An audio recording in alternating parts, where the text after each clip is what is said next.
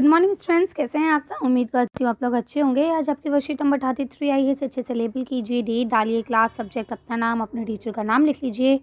आज फिर हम लोग प्रकाश, छाया एवं पारिवर्तन के बारे में पढ़ेंगे। तो बेटा ये जो वर्कशीट है आपकी, ये ऐसी ही ब्लर है, कोई बात नहीं, मैं आपको पढ़ा के बताती हूँ तो आपको समझ में भी आ जाएगा। अब तक तो आपके पास पहुँच भी चुकी होगी ये वर्कशीट, है ना। देखिए क्या लिखा है। एक अंधेरे कमरे में टॉर्च जलाइए और टॉर्च के सामने अपने हाथ लाने पर आप टॉर्च के सामने दीवार पर बने अपने हाथ की छाया देखेंगे।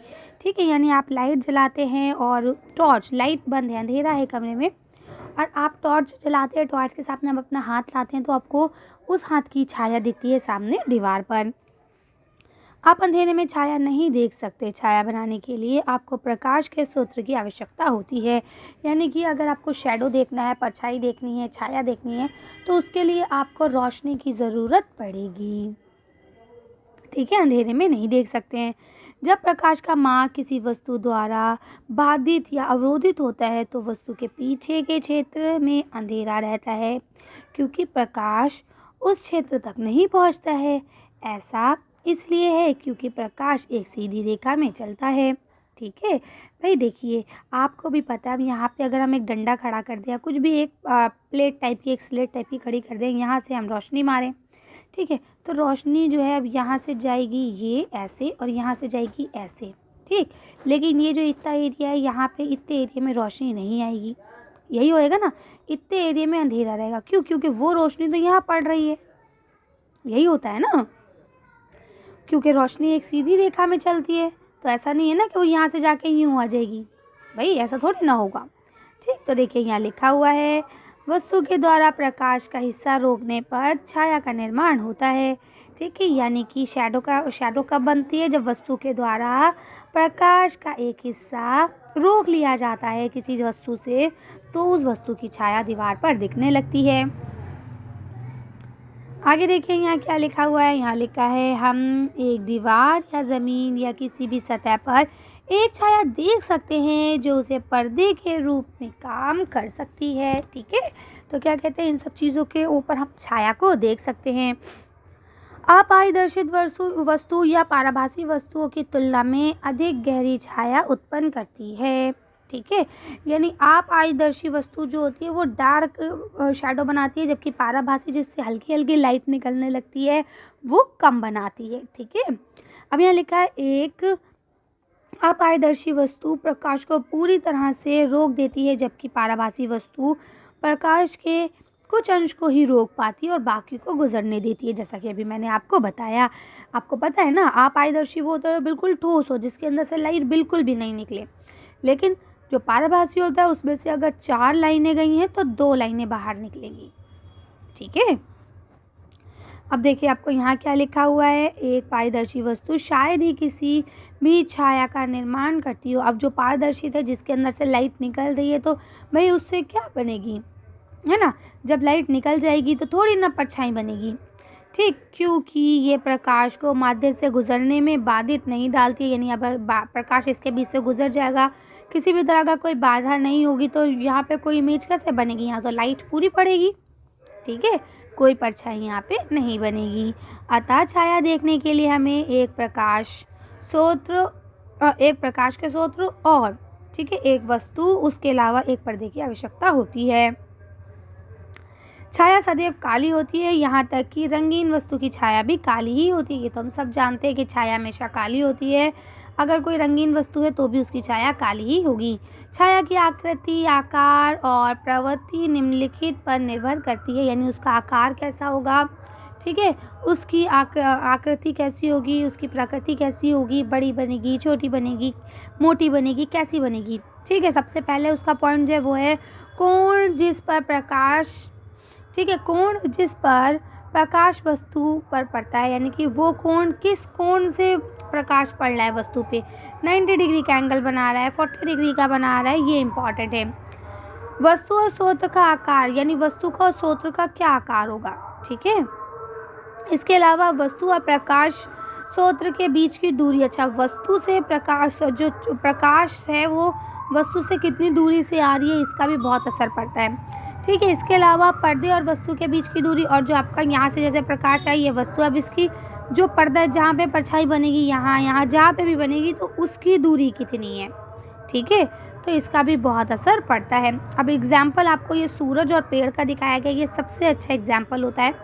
कौन जिस पर प्रकाश वस्तु पड़ती है, देखिए यहाँ लिखा हुआ है, यदि हम दिन के समय एक पेड़ की छाया का निरीक्षण करते हैं, यानी अगर हम सुबह के टाइम पे छाया देखते हैं, तो हम ध्यान देंगे कि छाया की लंबाई समय के साथ बदलती है। जैसे जैसे दिन बढ़ता जाएगा थोड़ी थोड़ी देर में लंबाई बढ़ती जाएगी, और जब दोपहर हो जाएगी तो लंबाई क्या होगी, बिल्कुल सेंटर में आ जाएगी।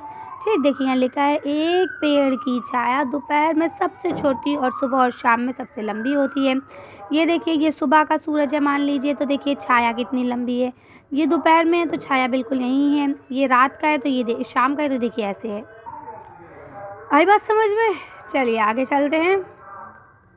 अब देखिए यहाँ लिखा है, इस सत्य से पुराने समय में लोग समय जानते थे, यानी कि उनको समय जानने में मदद मिलती थी, क्योंकि पहले ज़माने में जब घड़ियाँ नहीं हुआ करती थी तो वो लोग सूरज की मदद से और तारों की मदद से ही टाइम को देखते थे। अब देखिए यहाँ लिखा है, सोचिए, एक टॉर्च तारे के आकार के कोई कार्ड पर चमकती है और कार्ड के पीछे रखे पर्दे पर एक छाया बनती है। यदि टॉर्च को कार्ड से दूर ले जाया जाता है तो छाया का आकार में क्या परिवर्तन होगा? दूर ले जाने पर जो आकार है वो क्या हो जाएगा? बड़ा होता जाएगा, है ना? तो अब बस लिख लीजिए, बड़ा हो जाएगा, बड़ा हो जाएगा, सिंपल। ठीक है, आगे चलते हैं। अब देखिए यहाँ आपको लिखा हुआ है, अब आप उत्तर लिखिए। नंबर 1, छाया क्या है, यानी परछाई क्या है? एक छाया कब बनती है? दूसरा क्वेश्चन। तीसरा क्वेश्चन, एक छाया किसी वस्तु के बारे में क्या जानकारी देती है? तो चलिए इसका आंसर देखते हैं। तो देखिए आपके 3 क्वेश्चन है। मैंने जैसा कि अभी बताया कि आपके एक क्वेश्चन में 3 क्वेश्चन पूछे गए हैं। पहला क्वेश्चन है कि भाई छाया है क्या? तो लिखा, एक छाया एक अंधेरे क्षेत्र है, यानी कि अंधेरा क्षेत्र है जहां प्रकाश के स्रोत से प्रकाश एक अपारदर्शी वस्तु द्वारा अवरोध होता है। ठीक है, यानी एक ठोस जो वस्तु है वो लाइट को रोक लेता है, तो उसके पीछे जो बनता है वो छाया कहलाती है। ठीक है, दूसरा क्वेश्चन है, छाया बनती कैसे है? तो लिखा है, छाया तब बनती है जब प्रकाश की किरणों के मार्ग में कोई अपारदर्शी वस्तु या पदार्थ रखा जाता है। ठीक है, उसके बाद तीसरा आपसे पूछा गया है कि जो छाया है वो हमें क्या बताती है किसी वस्तु के बारे में? तो लिखा है, छाया हमें वस्तु के आकार के बारे में कुछ जानकारी देती है। कभी कभी छाया में किसी वस्तु के आकार के बारे में भी गुमराह कर सकती है, जैसे कि हमने हाथ से बनाई शैडो डॉगी की, अब कोई देखेगा उसे लगेगा कि शायद डॉगी है ना, लेकिन असलियत में वो तो हमारा हाथ है। कर लेंगे तो तीनों ये कभी कदार आपके एक साथ भी आ जाते हैं क्वेश्चन, कभी कदार आपसे 2 पूछे जाते हैं, कभी तीनों अलग अलग भी पूछ ले जाते हैं। ठीक है, तो आप तीनों को लर्न कर लेंगे, समझ समझ के करेंगे। ठीक है, रटेंगे नहीं, क्योंकि रटा हुआ ज्ञान सीमित होता है। ओके, देखिए यहाँ पे अगला क्वेश्चन आपको लिखा है, क्या वस्तु का रंग छाया के रंग को प्रभावित करता है? तो आप लिख दीजिए नहीं। ठीक है, अब क्यों, क्या, कब, कैसे तो पूछा नहीं गया, बस आप इसका आंसर लिख दीजिए नहीं, क्योंकि यहाँ देखिए लिखा हुआ भी है कि छाया सदैव काली होती है, यहाँ तक कि रंगीन वस्तु की भी छाया काली ही होती है। तो बस आपको आंसर नहीं लिखना है, ये सिर्फ मैंने आपको समझाने के लिए दिखाया, आपको इसका आंसर सिर्फ नहीं लिखना है। ठीक है, यहाँ लिखा है, लकड़ी की कुर्सी पर प्रकाश पड़ने पर क्या होता है? तो चलिए इसका आंसर देखते हैं। देखिए अब यहाँ लिखा हुआ है, लकड़ी की कुर्सी एक अपारदर्शी वस्तु है, यानी जो अपने अंदर से लाइट को पास नहीं होने देगी। ठीक, जब नई प्रकाश को गुजरने देती है तो ये मालूम हुआ कि ये मूल रूप से इसके पीछे एक अंधेरा यानी डार्क शैडो बनेगा।